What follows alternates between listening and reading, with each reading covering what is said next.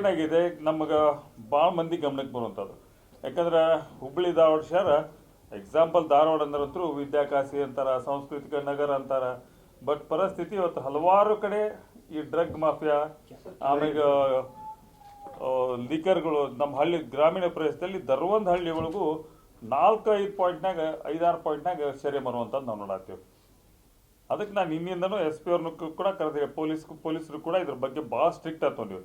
ಆಮೇಲೆ ಹಲವಾರು ಕಡೆ ಮಟಕ ಪ್ರಾರಂಭ ಆದಂಥದ್ದು ಯಾರಿಗೆ ನಮ್ಮ ನ್ಯೂಸ್ ಅದಾವು. ಜೊತೆಗೆ ಇಸ್ಪೇಟ್ ಕ್ಲಬ್ಗಳು ಪ್ರಾರಂಭ ಅಂತ ನೋಡ್ತೀವಿ ನಾವು. ಇವನ್ನೆಲ್ಲ ನಾವು ಕಂಪ್ಲೀಟ್ಲಿ ಬಂದ್ ಮಾಡುವಂಥ ವ್ಯವಸ್ಥೆಗೆ ಇದಕ್ಕೆ ಸೂಕ್ತವಂಥ ಕ್ರಮ ನಾವು ತೊಗೊಂತೀವಿ ಅನ್ನೋದ್ರೆ ಪ್ರಶ್ನೆ ಎಲ್ಲ ತೊಗೊಂತೀವಿ. ಅದ್ರ ಬಗ್ಗೆ ನಮ್ಮ ಪೊಲೀಸ್ ಕಾನ್ಸ್ಟೇಬಲ್ಸ್ ಅದಾರ, ಅಧಿಕಾರಿಗಳಲ್ಲ, ಪೊಲೀಸ್ ಕಾನ್ಸ್ಟೇಬಲ್ ಅದಾರ. ಯಾಕಂದ್ರೆ ಅಧಿಕಾರಿಗಳಿಗೆ ಒಂದೊಂದ್ಸಲ ಇವು ಗಮನಕ್ಕೂ ಇರಂಗಿಲ್ಲ, ಮ್ಯಾಲಿನ ಅಧಿಕಾರಿಗಳು ಗಮನಕ್ಕೂ ಇಲ್ಲಿವಲ್ಲ. ಅವಂತ ಯಾರು ಪೊಲೀಸ್ ಕಾನ್ಸ್ಟೇಬಲ್ಗಳು ಅವರೇ ಬಡ್ಡಿ ಸಾಲ ಕೊಡುವಂಥ ವ್ಯವಸ್ಥೆ ಒಳಗೆ ಹಲವಾರು ಮಂದಿ ಪೊಲೀಸರು ಇನ್ವಾಲ್ವ್ ಅದಾರ.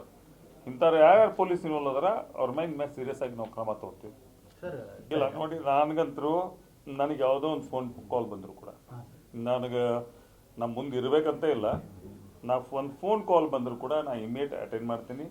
ಇಮಿಡಿಯೇಟ್ ಅಟೆಂಡ್ ಮಾಡಿ ಒಬ್ಬ ಆಫೀಸರ್ಗೂ ಅಂಥದ್ದು ಯಾವುದೋ ನನ್ನ ಗಮನಕ್ಕೆ ಬಂದಿದ್ದು ನಾನು ಇನ್ಸ್ಟ್ರಕ್ಷನ್ ಕೊಡ್ತೀನಿ. ಇವತ್ತು ನನಗೆ ಇಲ್ಲಿ ಬರೀ ಕಂಪ್ಲೇಂಟ್ಸ್ ಮ್ಯಾಗ ನಾ ಮೀಟಿಂಗ್ ತೊಗೊಂಡಿದ್ದಾನೆ. ಹಲವಾರು ಕಡೆ ಈ ಥರ ಎಲ್ಲ ನಡೆಯಕತ್ತವನ್ನಂಥ ಕಂಪ್ಲೇಂಟ್ಸ್ ಮ್ಯಾಗ ತೊಗೊಂಡೆ.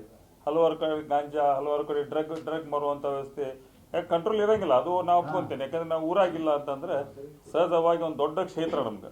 ಈ ಕ್ಷೇತ್ರದಾಗ ಒಬ್ಬ ಶಾಸಕರ ಇರೋಂಗಿಲ್ಲ ಅನ್ನುವಂಥ ಟೈಮ್ನಾಗ ನಮ್ಮ ಹಳ್ಳ್ಯಾಗ ಅಂತಾರಲ್ಲ, ದನ ನಾವು ಬಿಡಾಡಿಗೆ ಬಿಟ್ಟಿರ್ತೀವಿ, ಹಂಗಾಗಿರ್ತೈತೆ ಪರಿಸ್ಥಿತಿ ನಮ್ದು.